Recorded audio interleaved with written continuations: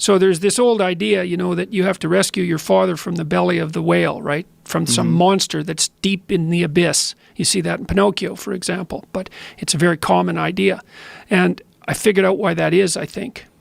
So imagine that we already know from a clinical perspective that, if you set out a path towards a goal, which you want to do because you need a goal and you need a path, because that provides you with positive emotion, right? So you set up something as valuable, so that implies a hierarchy. You set up something as valuable. You decide that you're going to do that instead of other things, so that's kind of a sacrifice, because you're sacrificing everything else to pursue that.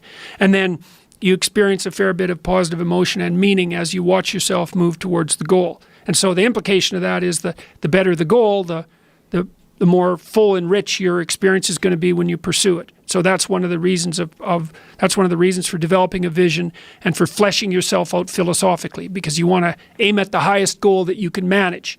Okay, so you do that, and then what you'll find is that as you move towards the goal, there are certain things that you have to accomplish that frighten you.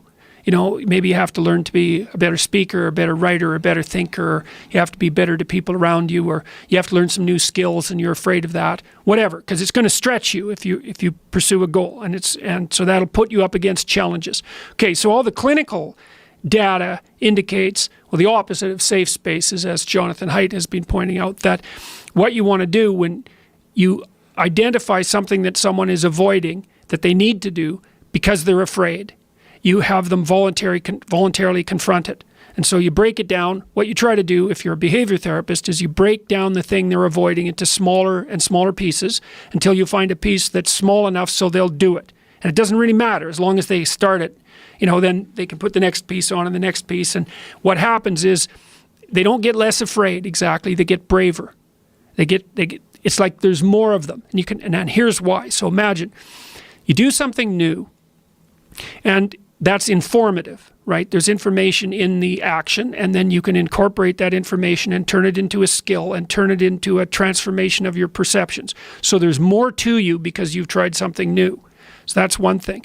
But the second thing is, and there's good biological evidence for this now, that if you put yourself in a new situation, then new genes code for new proteins and build new neural structures and new nervous system structures. Same thing happens to some degree when you work out, right? Because your muscles are responding to the load, but your nervous system does that too. So you imagine that there's a lot of potential you locked in your genetic code.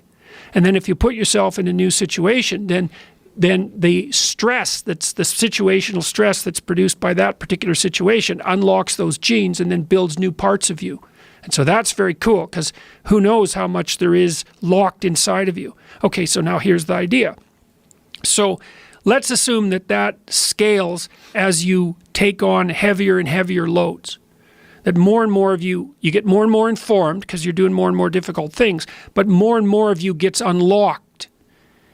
And so then what that would imply is that if you got to the point where you could look at the darkest things, so that would be the abyss, right? That would be the deepest abyss. If you could look at the harshest things, like the most brutal parts of the suffering of the world and the malevolence of people and society, if you could look at that straight and directly, that would turn you on maximally.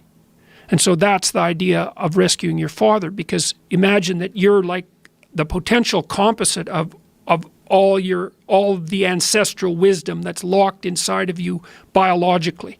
But that's not going to come out at all unless you stress yourself, unless you challenge yourself.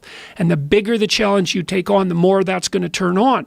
And so that as you take on a broader and broader range of challenges and you push yourself harder, then more and more of what you could be turns on, and that's equivalent to transforming yourself into the ancestral father. Because you're like what would you call it? You're the consequence of all these living beings that have come before you. And that's all part of your biological potentiality. And then if you can push yourself, then all of that clicks on, and that turns you into who you could be. That's the re-representation of that positive ancestral father. So that's why you rescue your father from the belly of the beast.